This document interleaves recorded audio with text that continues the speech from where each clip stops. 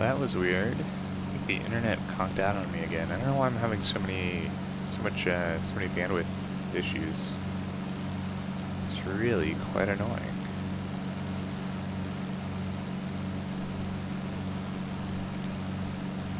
But we should be back up.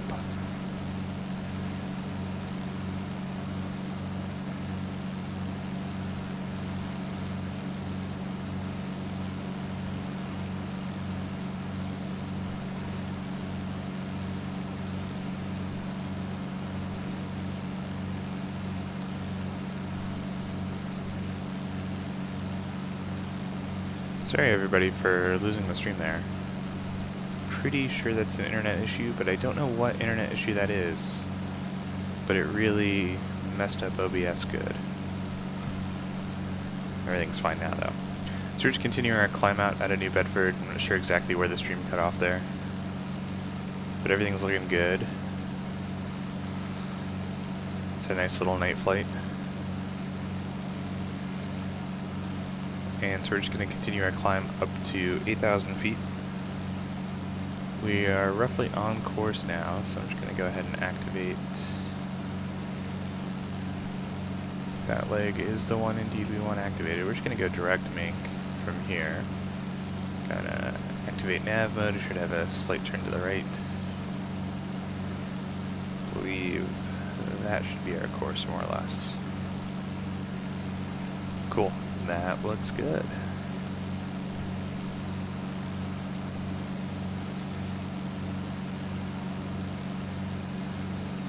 There's the Providence Airport in the background.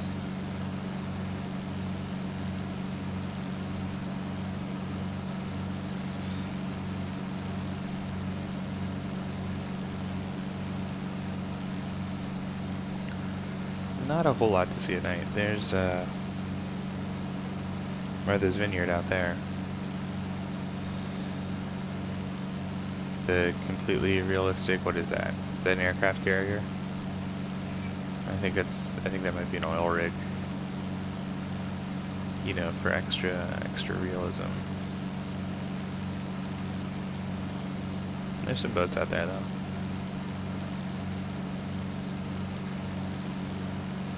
They increase the power so that we have 25 inches pressure. I'm going to start leaning the engine just a little bit.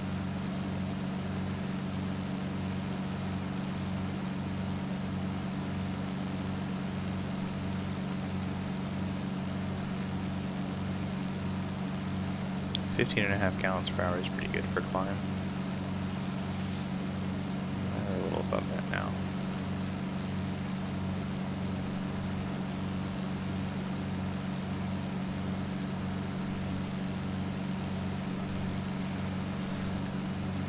So we're just doing a couple FS economy runs.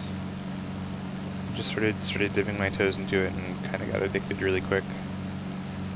So doing some more stuff in the Northeast as I sort of get used to it. I mean, there's not a whole lot to get used to, but there's still some stuff that I'm learning. And probably tomorrow I'll start doing more SoCal and stuff that's covered in the Pilot Edge coverage area, so I can actually talk to ATC, because that is much more fun than just hanging out here alone.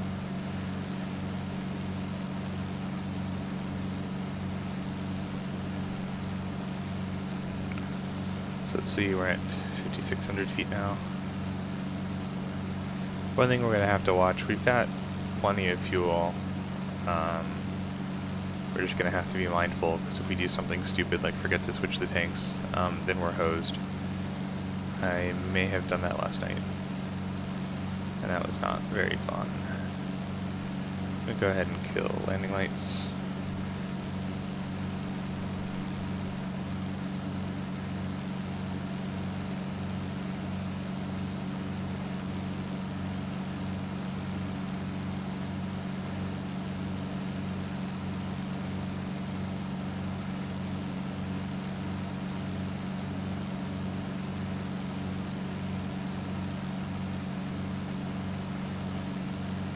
For the most part, it should be a pretty uneventful flight. There's really not a lot of weather. There's just some clouds up here. Maybe a little bit of chop once we get a little higher. Other than that, it should be pretty quiet.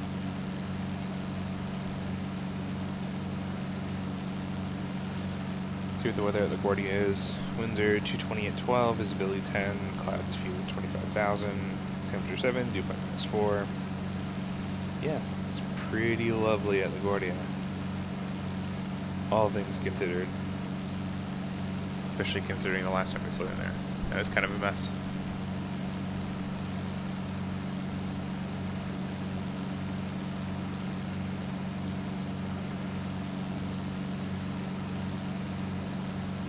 God, I hope you're watching, Adam. I just want you to feast on this nerdiness.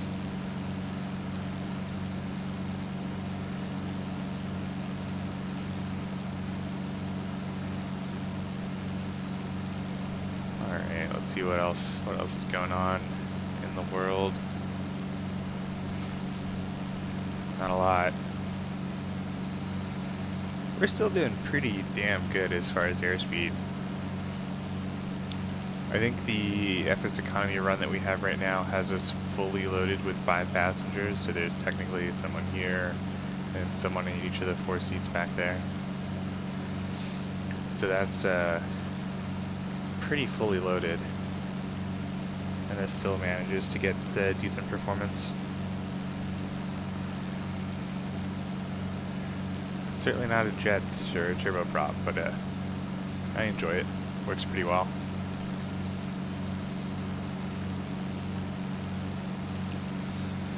Let's see, is that, I think that's 114.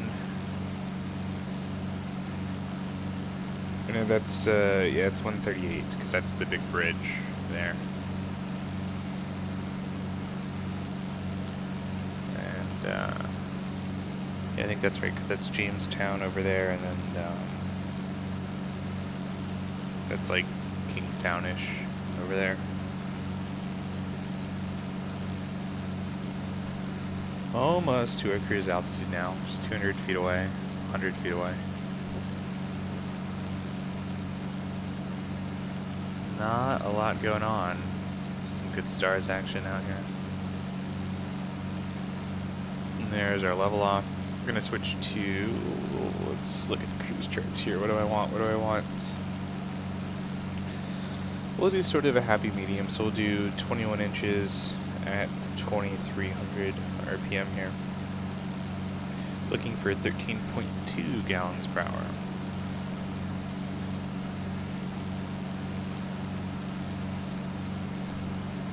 Go ahead and lower our power accordingly. That feels pretty good. And lower our prop here.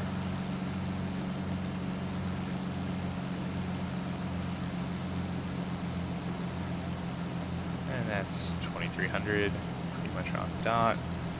Increases our manifold pressure just a little bit, so we'll lower that. There we go. Feels pretty nice. How are we doing fuel-wise? So we're hitting 13.2, and we're expecting to get 13.2. Beautiful. It's always, it's one of the great things about the reality expansion pack aircraft is the actual performance in the sim lines up pretty darn well with the charts, which makes for a pretty enjoyable experience. Go ahead and close the cowl flaps here.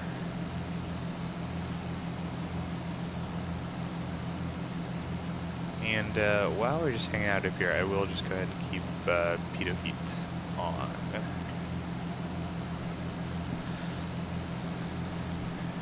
And I'm probably just gonna run this fuel tank for like another 10 minutes and then swap on over. That sounds fair. Yeah, last night I was doing this flight offline, just for fun. And definitely wasn't paying attention, didn't swap my fuel tanks. All of a sudden the engine cut out. I knew pretty much instantly what was gonna happen. And then couldn't start it in the air for some reason, so we just spiraled right into the ocean. It was super fun. It was a really, really good time.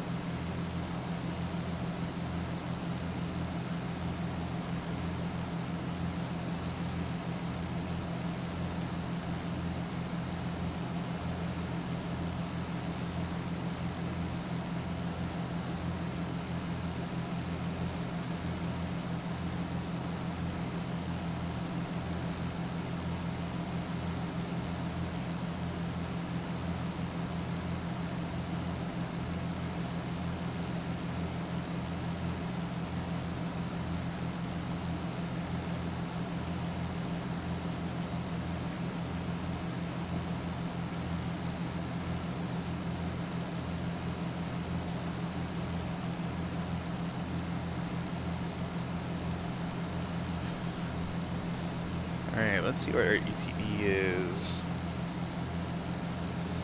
About 50, 55 minutes.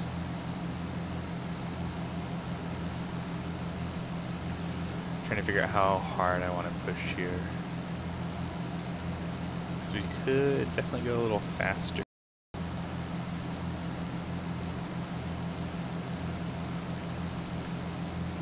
Because we should be expecting about 160 true here.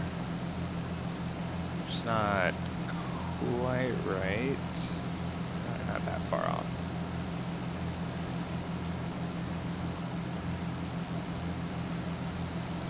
Here's our right-hand turn towards the Groton BOR.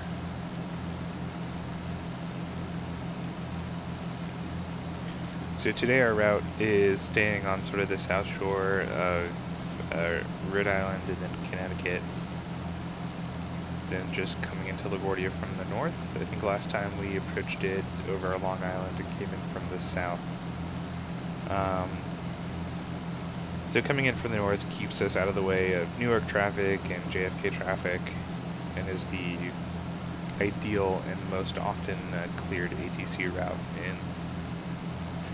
Usually the route actually takes you really far, almost north of Connecticut even. So you fly north over Providence, almost over Bradley International, and then dip down.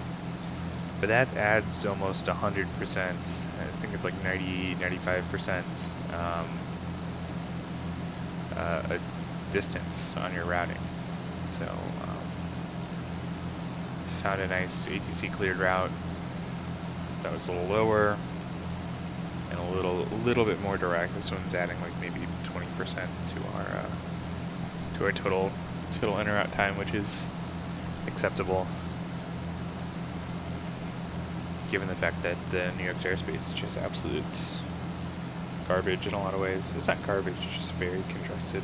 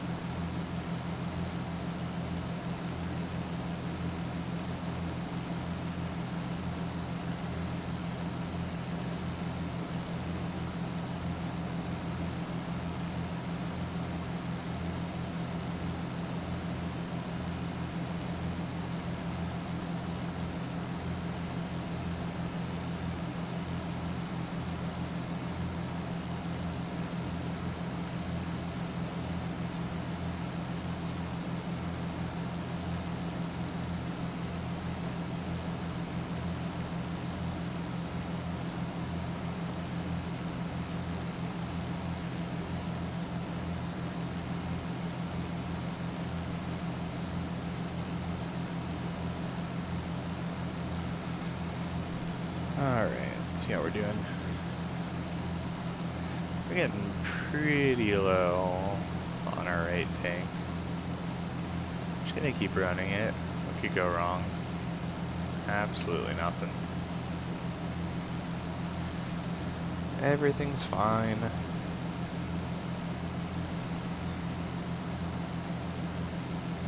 Man, our ground speed's just really disappointing. Showing that we're getting like 40 knot headwind here. Let's see if I go lower, if that's gonna make any difference. ForeFlight's gonna tell me it's gonna make a very small difference. X Enviro is probably gonna do something completely different than reality. Also in this routing, it's kind of a pain in the ass to go low. Your MVA, or MEA rather, on the airway, which technically we're following here, is 3,000.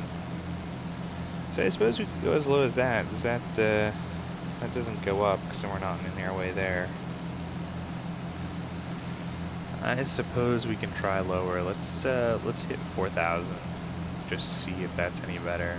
I think based on past experience, it's not going to be significantly improved, but give it the old college try. Engage vertical speed mode. Arm the altitude so we stop at 4,000 feet, which is always nice. Just gonna keep the power settings where they are, more or less.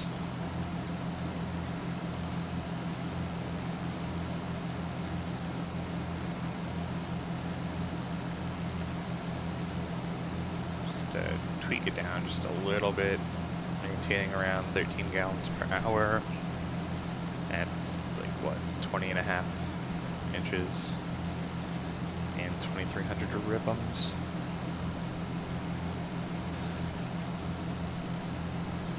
That should do.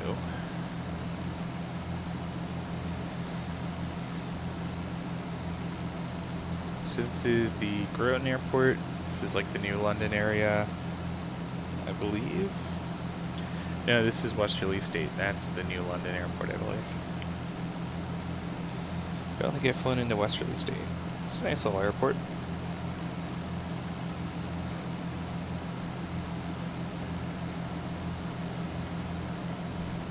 Oh, we should do a Block Island flight one of these days. Block Island's pretty fun to fly into. It's definitely a cool one.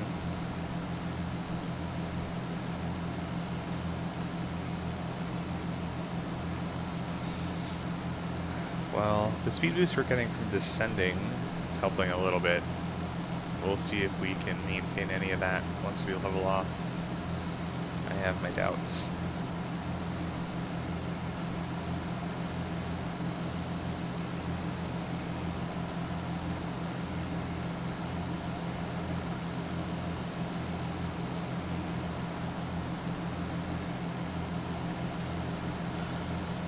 Certainly getting nice and loud though.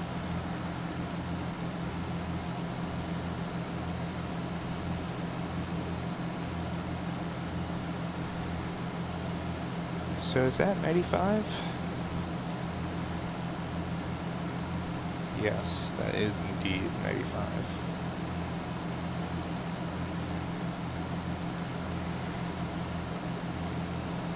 I was gonna say not a lot of traffic, but there's some cars out there.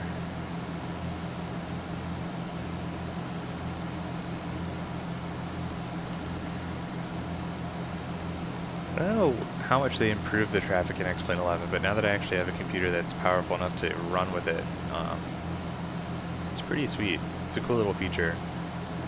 You get the nice little headlights and taillights, and then you get the occasional police car with the flashy lights.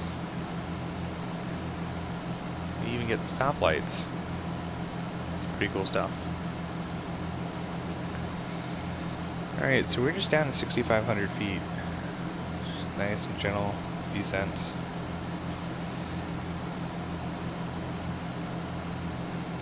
So Groton's airspace only goes up to 2,500 feet, so at 4,000 we're actually out of their delta, so that's pretty cool.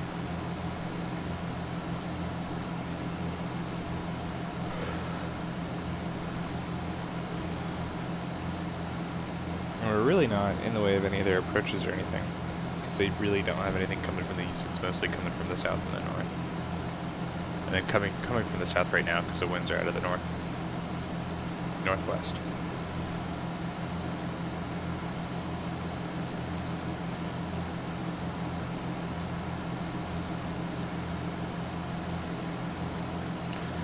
Alright, so we're getting pretty deathly low on the right. I'm going to go ahead and swap on over the left. Just so I know we have a tiny little bit in reserve on the right.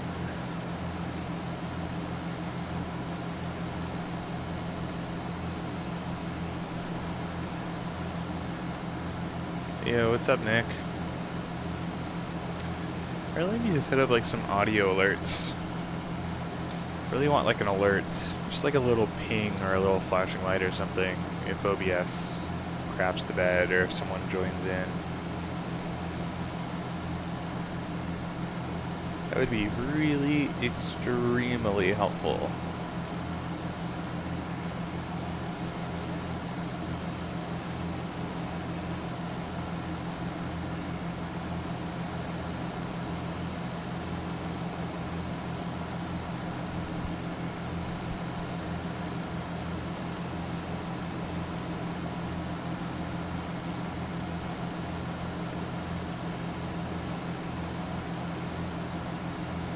So Nick, I don't know how much you've seen. We're doing another FS Economy run from New Bedford, which is about 30 minutes southeast of where I am, all the way down to LaGuardia. So we've got about 40 minutes left or so of this flight. And then, you know what I'll probably do? I'll probably just disconnect from FS Economy and do some sightseeing. It's been a while since I've flown VFR in New York. But it's a lot of fun.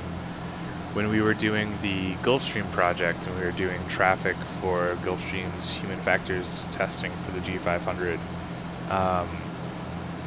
they were doing a lot of stuff out of the New York area. So they were doing approaches and departures out of Teterboro to the west of Manhattan, and also going into LaGuardia and JFK.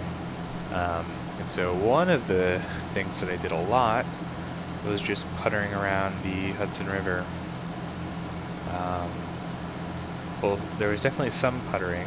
I think I did some stuff in the Bonanza. I definitely did some crazy fast stuff in the Epic. That was, I mean, I obeyed the speed limits, but it still felt like I was a little bit behind the aircraft there. But that was pretty fun.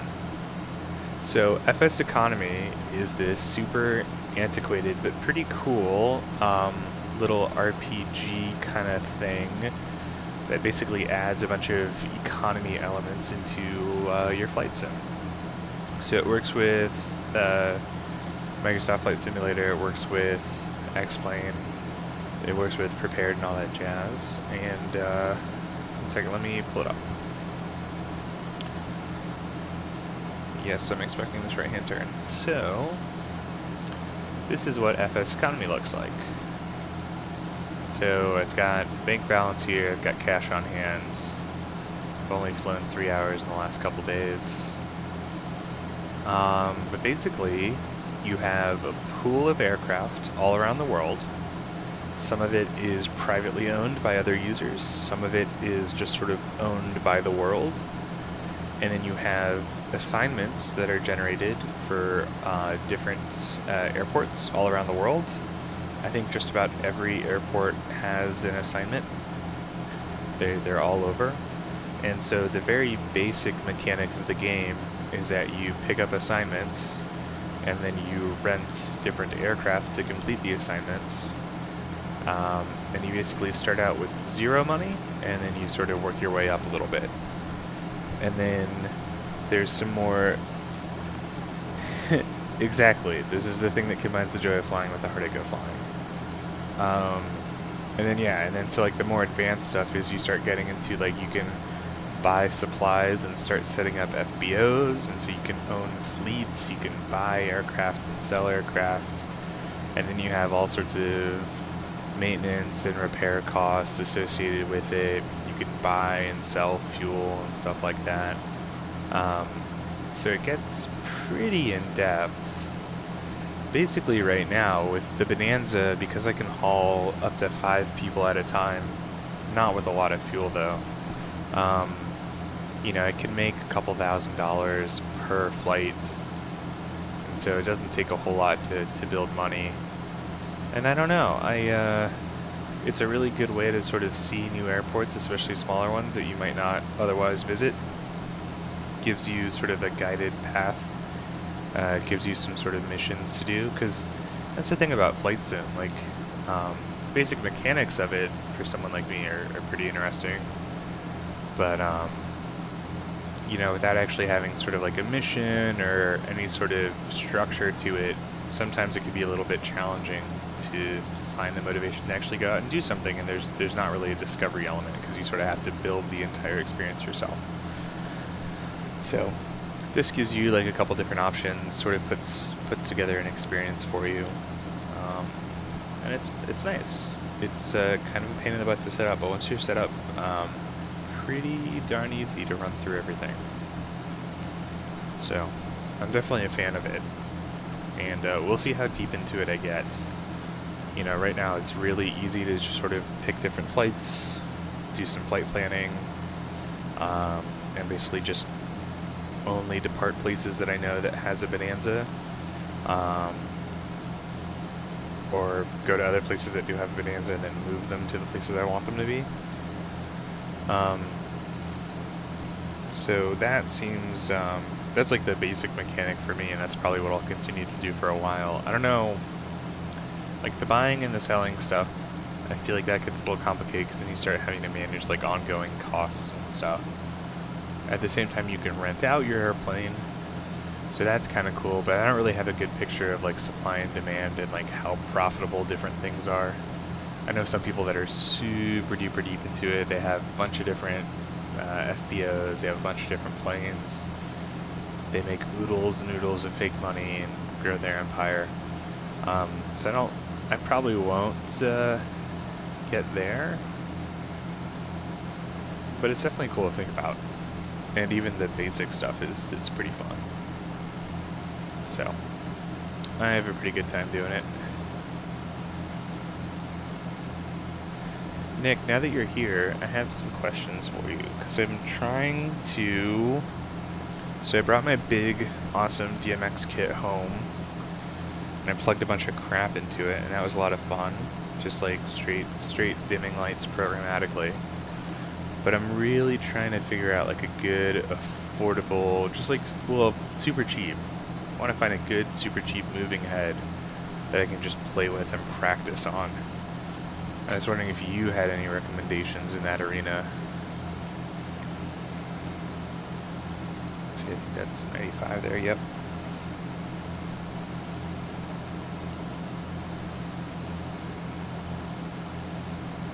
Because like I'm torn between like picking up like a really nice color wash that I can actually sort of bring on set and make useful, or just like a really fun moving head that I can just stick in my office and just sort of practice different types of effects and different moves and stuff like that.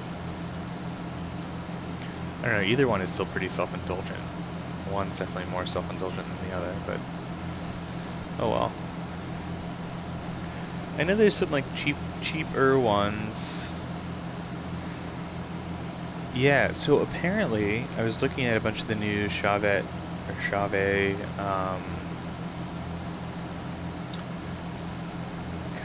God damn it, Nick. You got us. It was a good one. I was looking at some of the Chauvet stuff, and even the DJ stuff that's out now, their lower end line, all that stuff is flicker free, and some of it even has adjustable PWMs. Oh, nice. I have somewhere buried in like my attic or something, like a moonflower type effect from Chauvet from like ages ago. Because I remember we bought like a couple cheap effects lights when I was really little. I was in a show. But yeah, so even the like downmarket DJ stuff, some of it has adjustable PWM, so you can dial in the flicker, and then most of their fixtures are just sort of guaranteed flicker free at like most common frame rates because they use super high frequency dimming or whatever. So I'm pretty impressed with what they've been doing, because I don't think a lot of the other sort of downmarket really cheap manufacturers have really followed suit. So yeah, I'd really love to pick up like a really cheap moving head just to play around with, and then in Chauvet's professional line they have these really great RGBW pars, and so not only can you control sort of like RGB or hue saturation lightness or just dial white intensity up and down, but they also have integrated zoom. And integrated zoom is something that I love. Ever since I got to use that on the Bose Super Bowl spots, I've just been in love with fixtures that have remote zooming. That is like the coolest thing ever. Yeah, that's the conundrum. If I bought a wash, I could stick it in a Pelican case with my little DMX kit, and it would actually be really, really useful on like 80% of the work that I do, and I could actually run it out to production. But if I bought a moving head, it would be way less practical to travel with, and I would probably use it on way fewer things, but I would also have a moving head. And that's like way, way more fun. So, I don't know what I'm going to do. Probably nothing for now. I don't know. I got to figure out... I want to hook up with one of the local rental houses and just see if they have like a really cool setup that they're working on in a studio or something, and just ask if I can come in and play with it for a little bit. I promise not to break anything. Because that's what I really need, is I really miss the opportunity, like the lottery spot that we did earlier this year in April. You know, we had $10,000 worth of just a single day lighting rental, and that was incredible. So I really want the opportunity to play with, you know, like $500,000 worth of moving lights again, because that was awesome. I forgot how many we had, but we had like probably between like 30 and 40 fixtures, 24 of those or so that were like really complex moving heads. So much fun.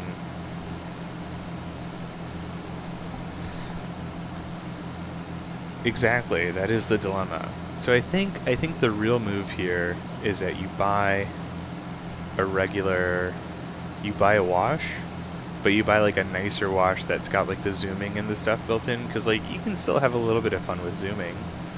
It's certainly not a moving head, but it's something. Either that, or you buy a slightly nicer moving head that's maybe a little bit more compact, also has zooming and like really nice color mixing features to make it more useful.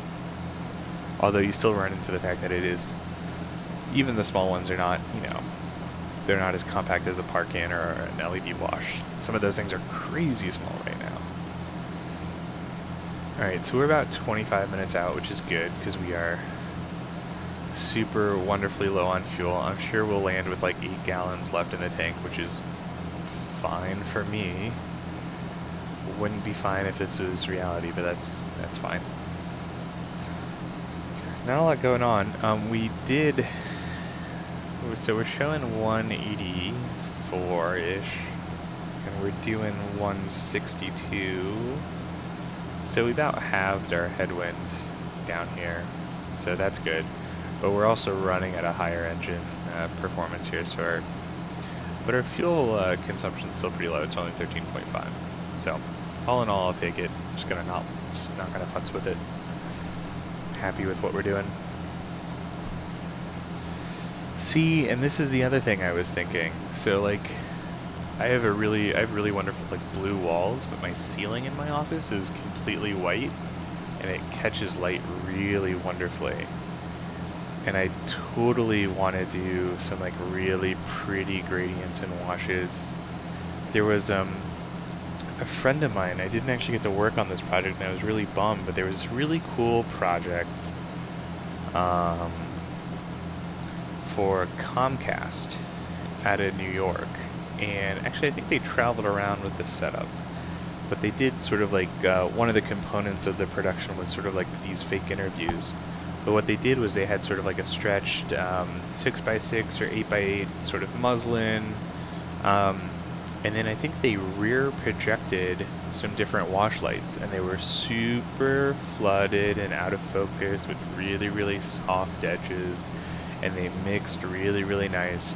And you got that really beautiful gradient effect with, you know, just a handful of fixtures. It was a relatively complex setup. I think it was maybe 4 or 5 fixtures. But man, it looked really good. And I've been trying to find the finished piece for a while. I should do some more digging, because I would really love to take a look at it again and pull some frames for reference, because it was really nice.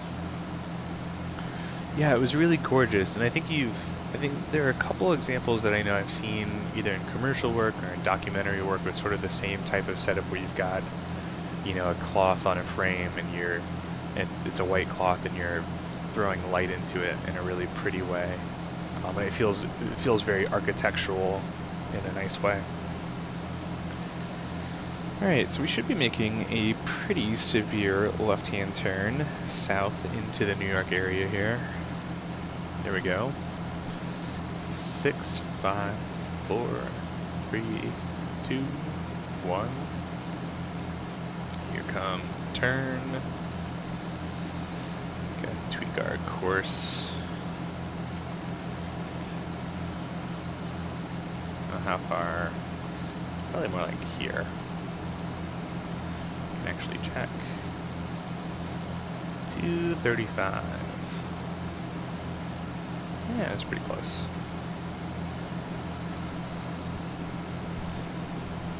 So yeah, we'll land at LaGuardia really quickly. We'll stop our flight. We'll take off of LaGuardia. We'll actually replicate the flight I did at Gulfstream. Oh man, that was rough. We took off out of LaGuardia, did a little bit of New York sightseeing, and then I tried to turn around and land at LaGuardia. And to my credit, I did land. I did not crash the plane, but holy crap. Gulfstreams are a lot faster than Bonanzas or Cessnas. Those are really, really challenging aircraft to get ahead of for someone who's not at all used to that. You have to think a lot further in advance. But that was a really fun experience. I should do some poking and prodding and see if there's any opportunity to go back down there. I should check in with Keith and see if they're doing any extra testing or anything like that. They did some stuff a while back that I was involved with again, but that was all virtual, but I would love to do a visit. I don't know, I have to figure out a way for them to become a client. I think that's really a big key. Alright, so we're 20 minutes out, so we can go ahead and start thinking about an approach. So we'll just grab the weather again. See if anything is new here. Not really, winds are still out of the northwest. Actually, no, they're out of the southwest. 220 at 7 knots, visibility 10, clouds field 25,000. So, that being the case, we'll come in runway 22 and we'll land long so we can turn off to shelter. Get right into the FBO. Because it's nighttime, we'll go ahead and shoot an instrument approach because that sounds like fun. What approach should we do? First of all, let me clear out my plates here in 4 flights. Flight plan, procedure, approach. Let's do the RNAV Zulu. No, we're not RNPR. We'll do the RNAV Yankee, runway 22. Starting at Froggy, one of my favorite initial airfixes of all time. And so after Bays, I believe we're direct LaGuardia here. So we'll go ahead and procedure. Select an approach. RNAV, Yankee, runway 22. Ooh. There we go. Vectors. We're gonna load that, and we're gonna go into our flight plan. And then, oops. There we go. We're gonna go direct to Froggy.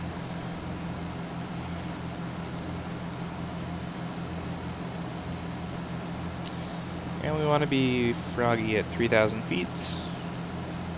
Still about 10 minutes out from Froggy, so we got plenty of time to get out. We'll just need about a minute.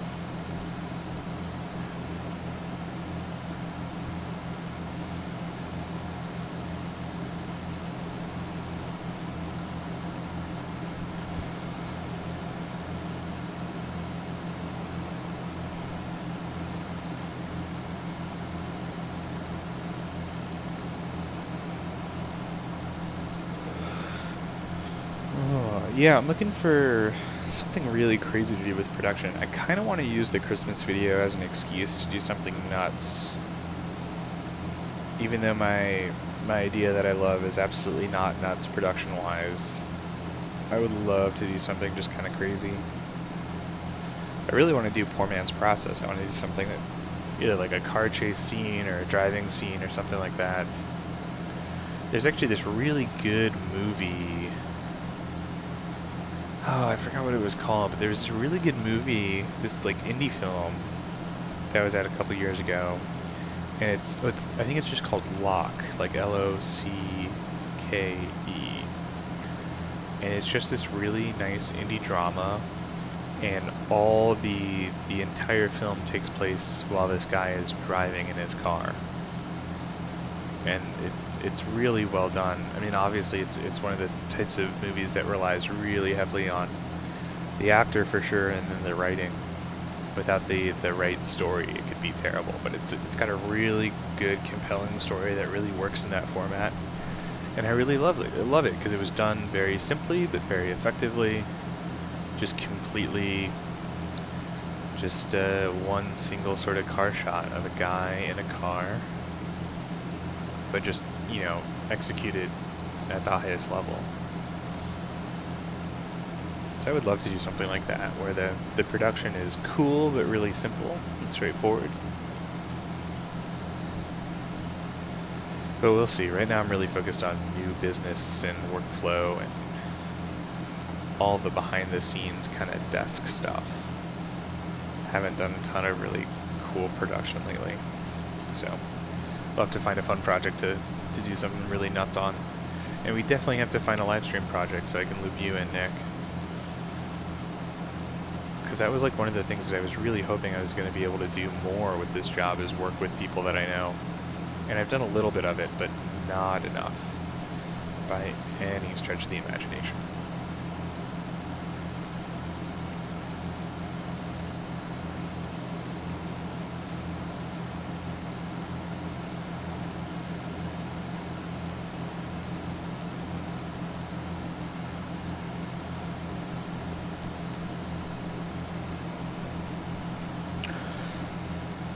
Alright, so we are over Bridgeport, is this area right here.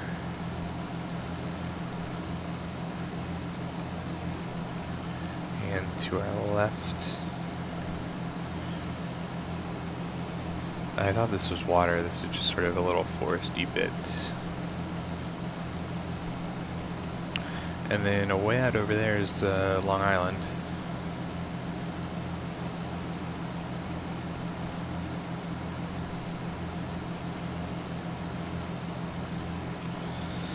So, while we're hanging out here, see if I can pull up the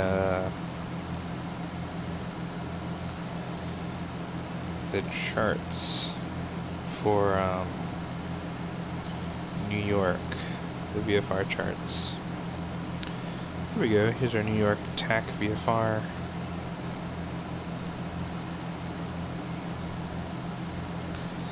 So, what we're going to do is we're going to go on the Skyline route. Actually, wait, no, that's a VFR transition route. We're not going to do that.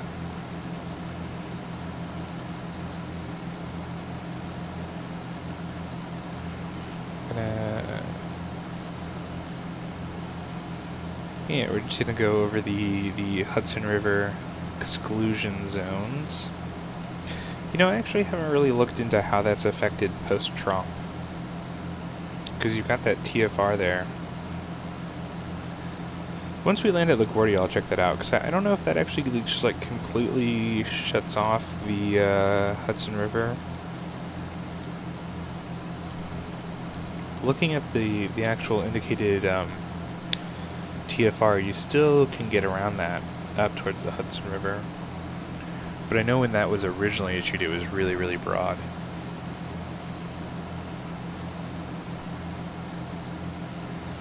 But we'll figure that out. What we'll probably do is we'll depart, because we're going to depart runway 22 to the southwest. So we'll do that. We'll come around sort of the bottom end of Brooklyn and then turn up north towards the river, come up Manhattan on the west-hand side on the Hudson. Fly up to the George Washington Bridge, do like a little loop around. Maybe we'll land at Teterboro. Haven't landed at Teterboro in a long time.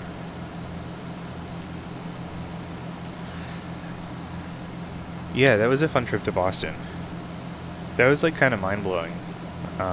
because I've done like a lot of like event coverage and stuff like that, and like I remember just being really, really jealous of your life, because even though like it wasn't necessarily like the most interesting stuff in the world, like just being able to travel someone and just like hang out at a conference for like multiple days and like have days that aren't necessarily filled with production, that's cool, because all of the travel work that I do is just so compressed. So like we were just in Florida this week and flew in, what was that, like Tuesday night, basically got in, did some prep work, fell asleep, woke up, shot all day, went to sleep, woke up, shot most of the day, and then went to the airport and flew out of there.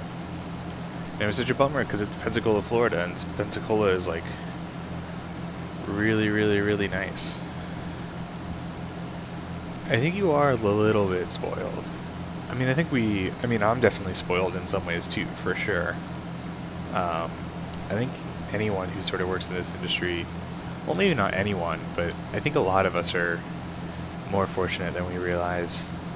You know, I keep tabs on like media news and media Twitter, and I still have a lot of friends that are journalists, even though I don't do any of that work anymore, and I really miss it.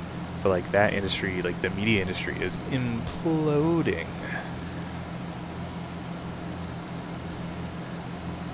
Yeah, I think that's the thing. Like, no matter your circumstances, whether or not objectively you sort of have a good or cushy or comfortable work, like whenever your work denies you the opportunity to do something that you want to do, that's always super frustrating. That's why I really value having a workplace that is flexible enough to let me do my own thing to a certain extent. There's still plenty of things that I can't do that I want to do, and that's really frustrating. But generally speaking, I have good opportunities to do different things, and at the very least, they listen when I talk about things that I want to do, which is nice. Alright, so I believe this is LaGuardia here. It looks farther away than I think it's... no, that's about the right distance. So we're about 10 out. There's starting to see a little bit of Manhattan. So we're going to go this way for a little bit, and then we're going to turn this way on course. We're about 5 minutes out from Froggy.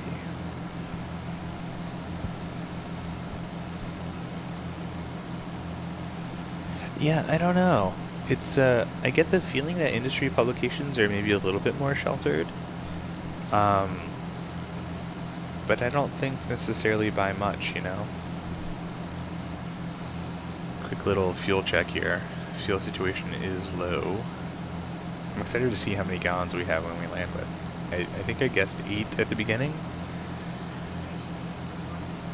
I'm going to say less than that. I'm going to say 5. We're going to land with... oh, didn't want you to do that at all. I don't know why there's scroll wheel support on the damn landing gear. It's seems like a poor design choice.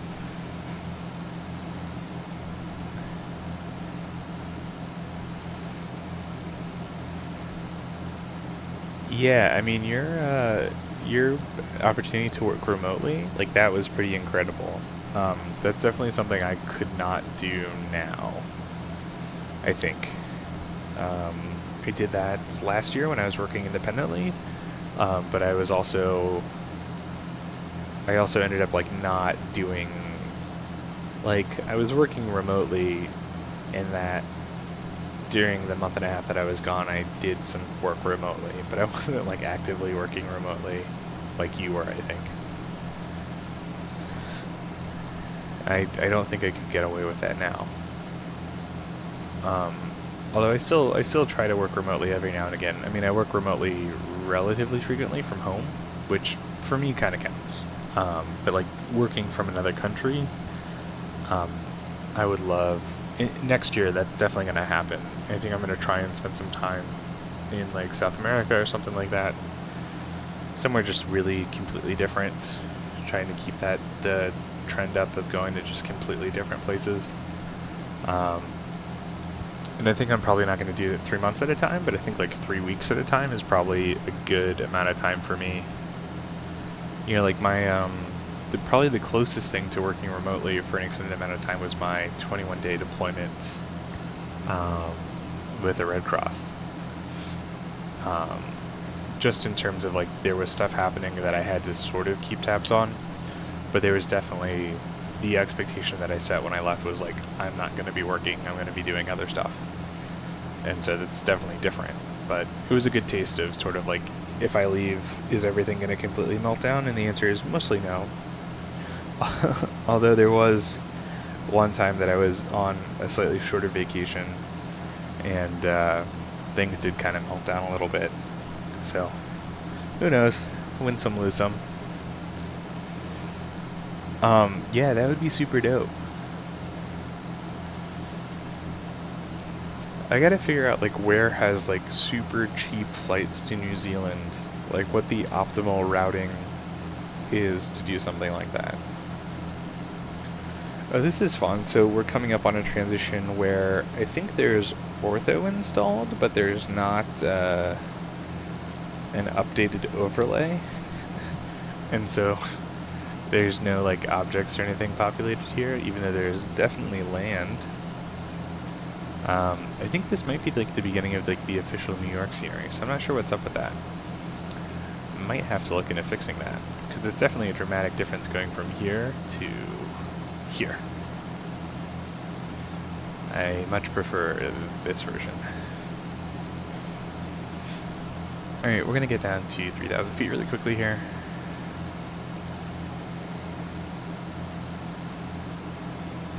Ever so slightly late on that.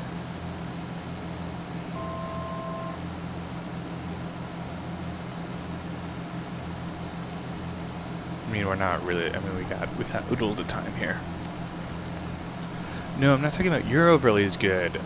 So there's, when you're generating the ortho scenery, the part that says, like, here are major roads, and here are small roads, and here's residential neighborhoods and commercial neighborhoods, and this is sort of like there's a river here.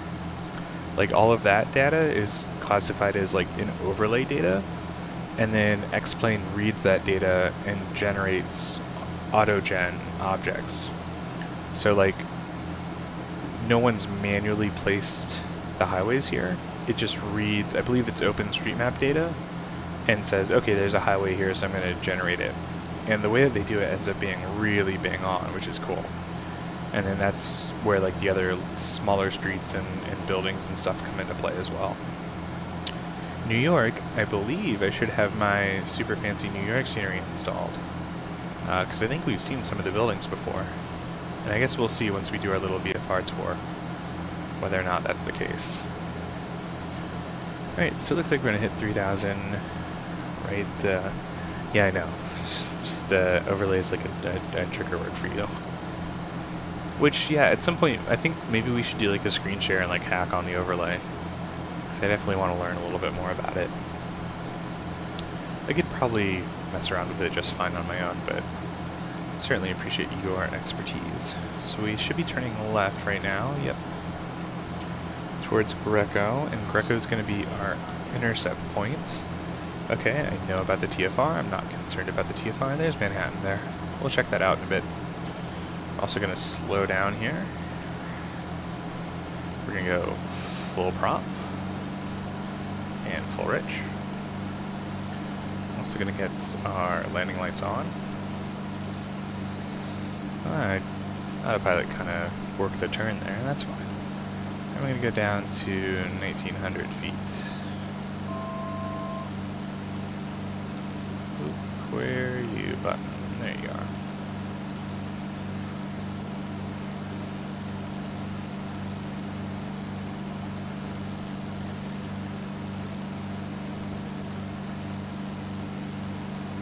And we're heading down here.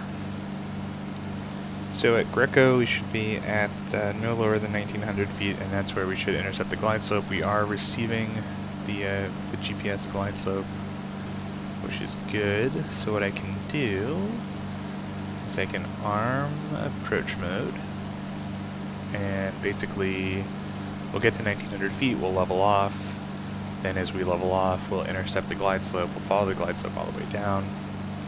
And like we did last time, we're going to keep the speed up until the very end to be nice to our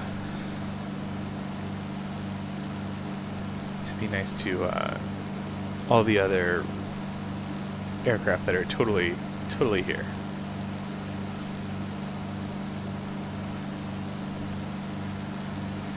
Yeah, you know, I don't think that's so far off. I mean, I don't know, like I feel like you really need like a web store or something. Because you could definitely like, you know, have a profile on Elance or whatever, like that kind of crap. But I think that you would really do well if you had like a web store and you just had like, oh, I can make overlays and crap. I should sell that. And like you just have a page that sells it, and maybe you're not like actively marketing it or promoting it, but just kind of exists. I think stuff like that would be useful.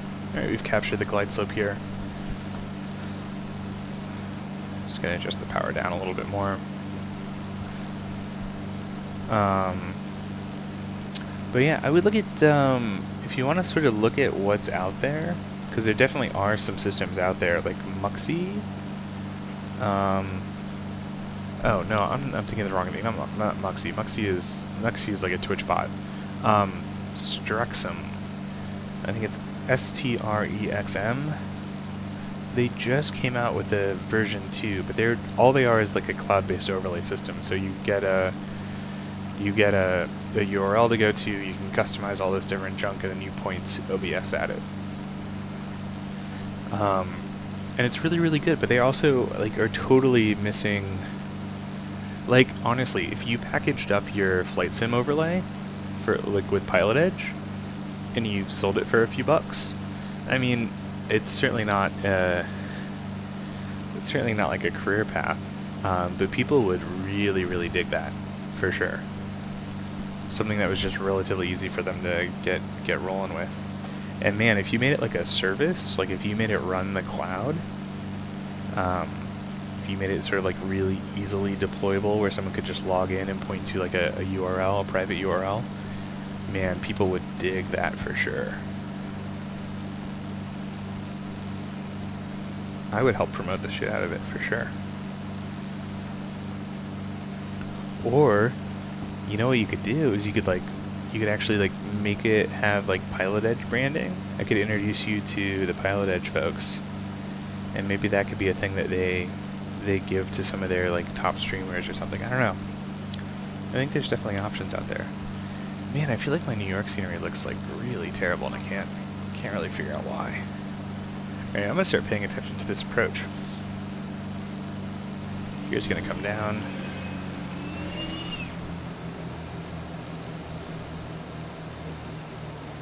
And we're just gonna dump our flaps. And the autopilot's just gonna have to deal with it. Oh, and it gets so quiet.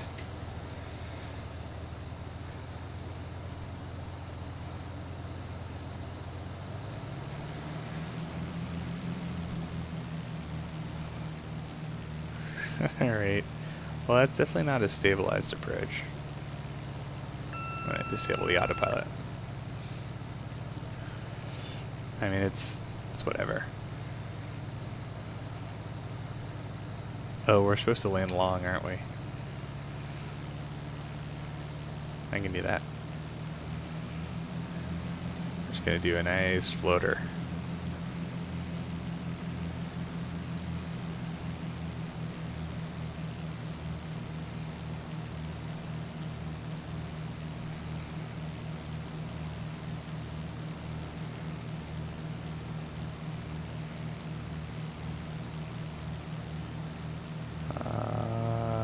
See,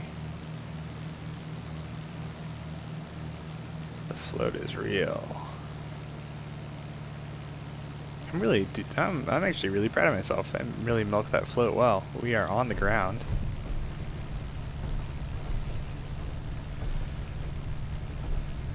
And that's our FBO area over there, so nice. That was pretty fun.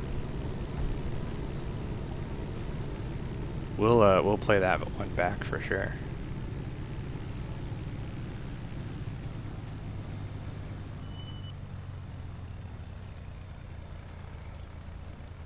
He had quite a bit of power on there.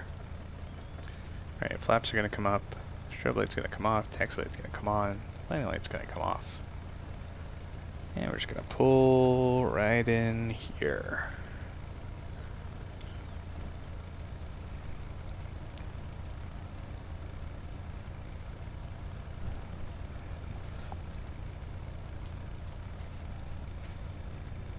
Oh yeah, no, I mean that's why there are really strict rules about like being on a stabilized approach.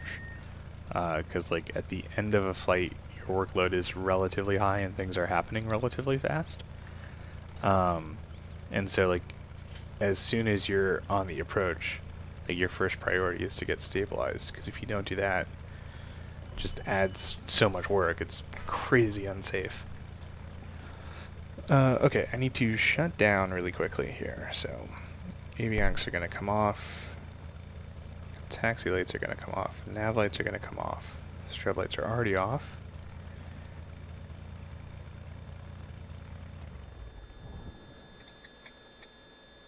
Fuel cuts off there. Beacon goes off. Cool. We are powered off. So dark. Alright, let's go to X economy here. Finish our flight. Cool. 2 gallons of fuel on board. Okay, we cut that really, really close. Alright, so let me...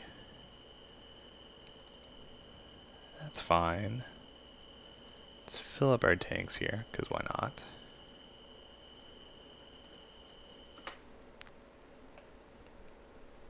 Full tanks, full tanks.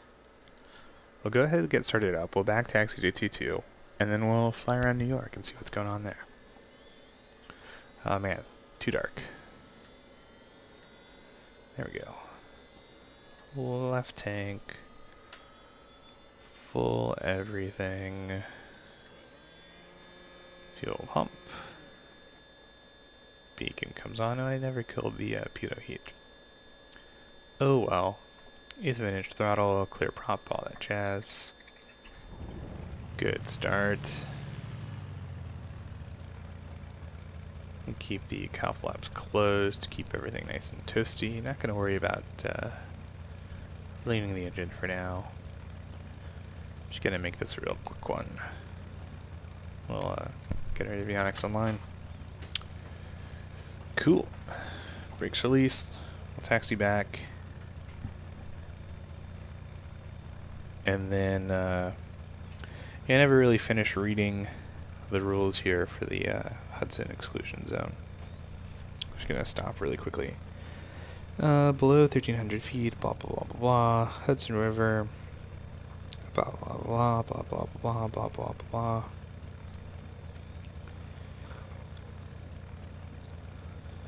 Communications, not worried about that. Lights on, 140 knot speed limit.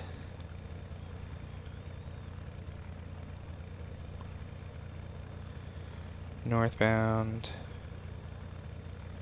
Anything that's not local has to be at least 1,000 feet. Okay. That's less complicated than I remember. So we'll do that. We'll go ahead and fly up the Hudson River. Do a little bit of sightseeing. See what's up with the scenery. And we'll call it a night. Alright, let's get this panel light off.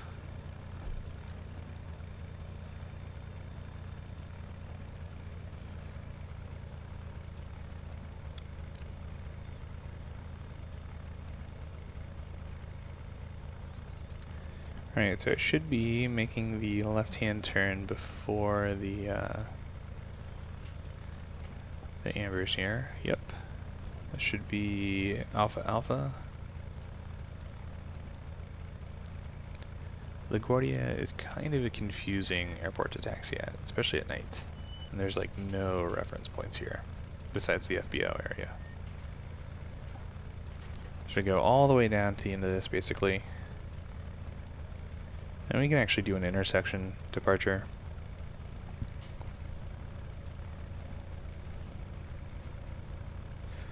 But yeah, landing is one of those things where, I don't know, my experience is colored by the fact that I'm a low-time student pilot. So I imagine as you get more and more used to it, the sort of time dilation or whatever effect goes away. But it's one of those things where like you're up in the air, and so you have a much larger sort of margin of error to a certain extent. You know, it's like on the highway. Like on the highway, your curves are less curvy. You're not making sharp turns. You know, the signs come up well in advance of an exit or whatever, so you have a long time to plan. So it's kind of the same thing. So like, but with landing though, you're still going pretty darn fast, but you're gonna turn right here on Papa. You're still going pretty darn fast, but all of a sudden you're going from being 2,500 feet away from an obstacle to being on top of the ground. And it all just happens very quickly. I think we are on runway 0422. Okay, so lights, lights, lights.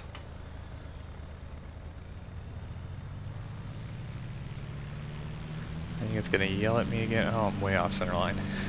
Okay, let's get that going. There we go. Yeah, it really doesn't like the prop full in the wintertime. There you go. Okay, positive rate, gear comes up. We can do, just gonna stay more or less runway heading here.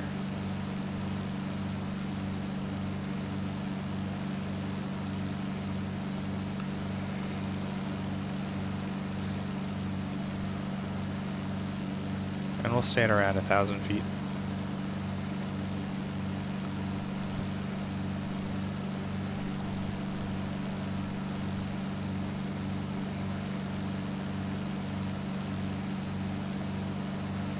Yeah, so I wonder if I need to update the ortho overlay to get everything correct here, because obviously it's much darker than it should be. But then I like still have like the nice. Well, that's just one building. Yeah, maybe this isn't up to date. Let's, oh.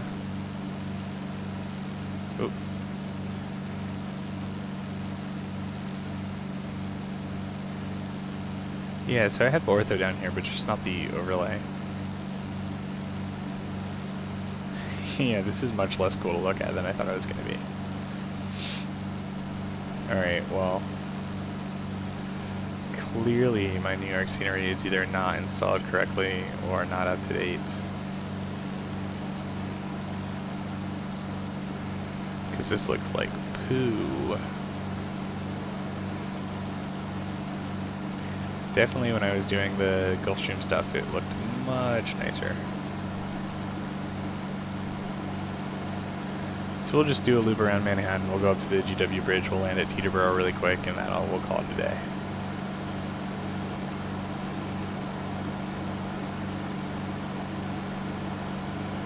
Yeah, the ortho's not terrible, but there's nothing else.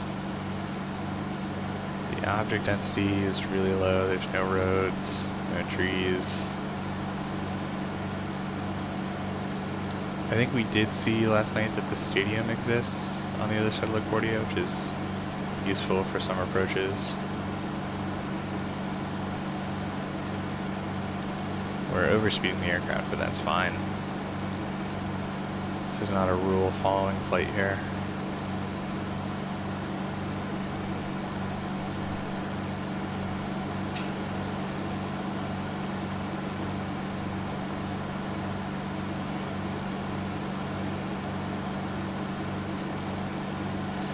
It's funny, it's not a rule following flight yet. I still looked up the procedures for the Hudson River exclusion zone. Yeah, I think something's definitely worked with the scenery, because I've got like the really nice payware. It's a little bit dated, but the nice payware New York scenery, and then I believe I have, well, I definitely have ortho coverage because you can see it, although it's not particularly high resolution.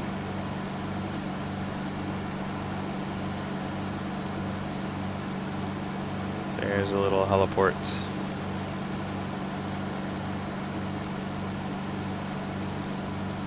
I don't know, the train also looks a little bit flat too. We'll be able to tell once we get up towards the Tappan Zee Bridge, because then you should have like the nice cliffs on the western shore. But yeah, this scenery is really garbage. I'm very sorry I didn't have this set up correctly.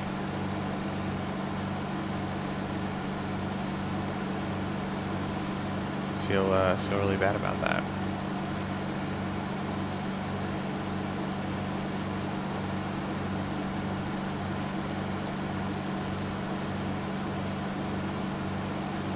We'll still do a little bit of low level flying though.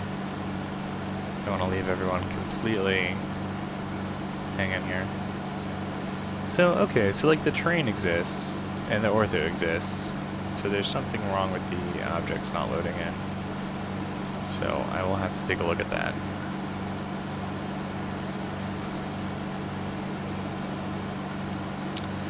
We're pretty low, aren't we? Yeah, like that. That's obviously wrong. Oh, I'll just have to reinstall it. Troubleshooting scenery stuff is like 50% of flying an X-plane. Which is fine, because the scenery ends up looking really, really good, so it's hard to complain.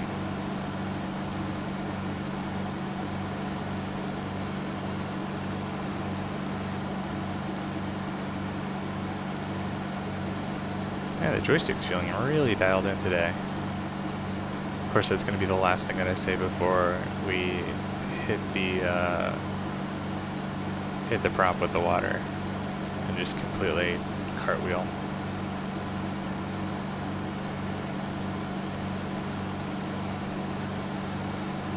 So I don't even see a bridge coming up here, which is incorrect. The George Washington Bridge should be pretty close up ahead, and then the Tappan Zee Bridge not that long after.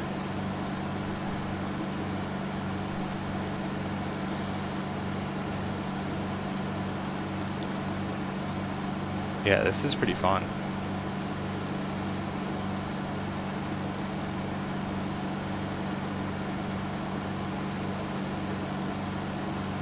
Especially flying like this.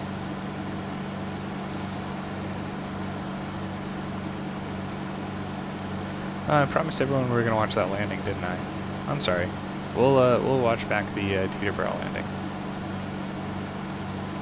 So we'll just guarantee that it's going to be really, really good ahead of time. So yeah, so the GW bridge should be here. So we're missing a bridge. There's the ortho for it. And then the Tappan Zee Bridge should be up ahead a little bit.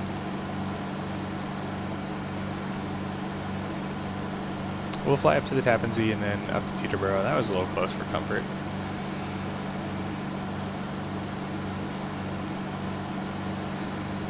We're not supposed to fly on the west if we're going northbound, but we're not following any of the rules anyways, so we'll fly over by the cliffs here.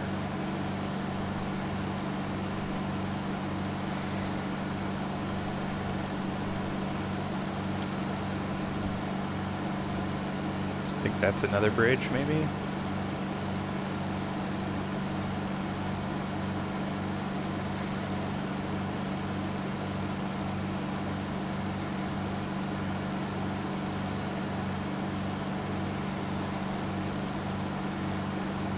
We're kind of high.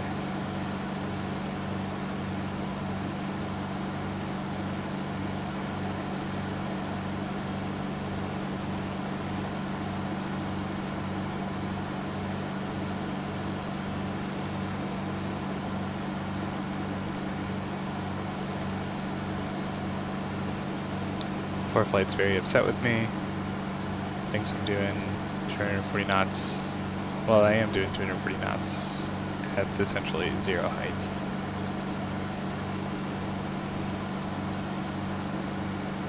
Yeah, I don't see the Tappan Zee Bridge anyways. It's a little bit further up when the river widens out. Anyways. Yeah, okay, so the moral of the story here, scenery not actually installed. We'll have to take a look at that.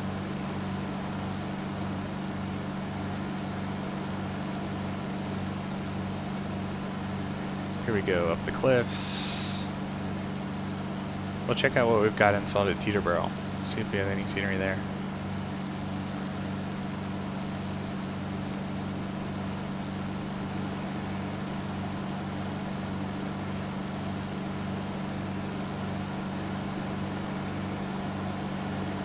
Don't really see anything. Alright, so I gotta up my New York game. LaGuardia looked fine, so I kind of assumed everything else would be alright too.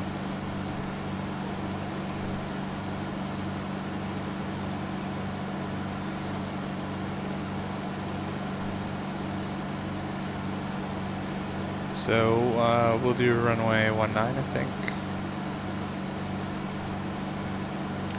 So we'll overfly and then loop back around.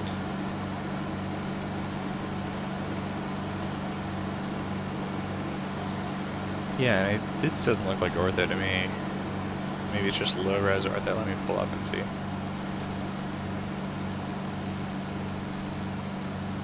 Woof. This bonanza. You are a lot of fun.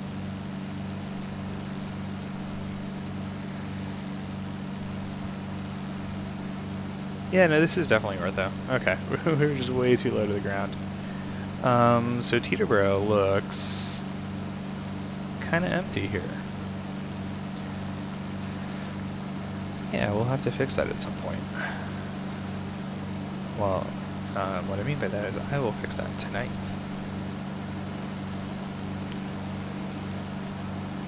Alright, so we're just going to drop down and do just a really terrible landing. Because at this point we're just not following any rules. That's A's Stadium over there. That's weird. I don't know what's up. There's like stuff that's showing that I wouldn't expect to be showing, and there's obviously a ton of stuff that's missing. Alright.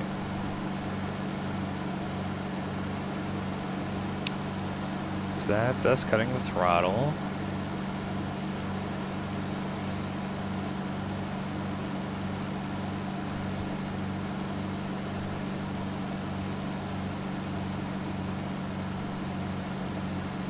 And we're way too high, so we're not actually slowing down. By the way, this area over here, they're like some shopping malls. Really great place to plane spot.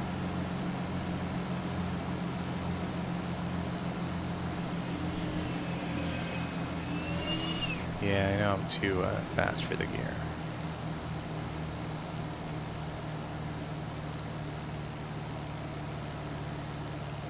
Gonna do a no flaps landing.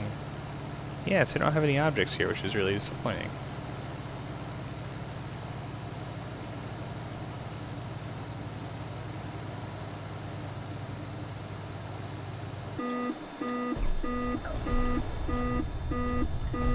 Oh, I think my gear didn't deploy.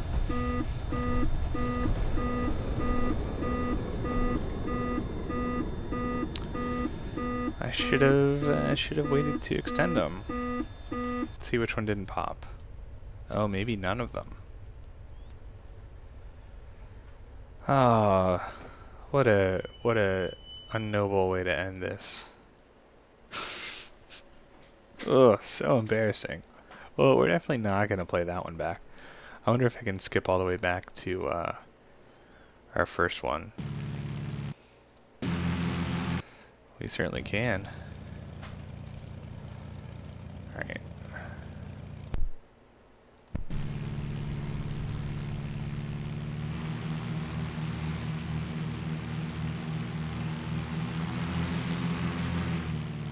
Alright.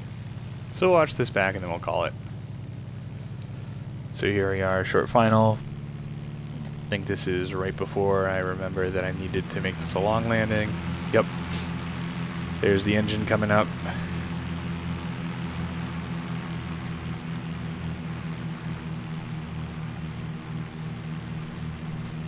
And this is just floating it down super slowly.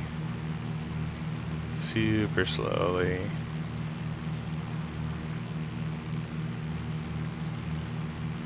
And that's us touching down. Super gently. Oh wow, I think is that technically a bounce then? I think we touched down and then went back up. Yeah, because there's our... Well, maybe that was worse than I thought. Here I thought we did a real nice gentle touch. But I think we just, we kissed the ground a little bit. Other than that though, it was timed out nicely to get us into the FBO. Alright, well, for folks that stuck around this late, I appreciate it. Have a really fantastic night. And that's going to be it for this stream.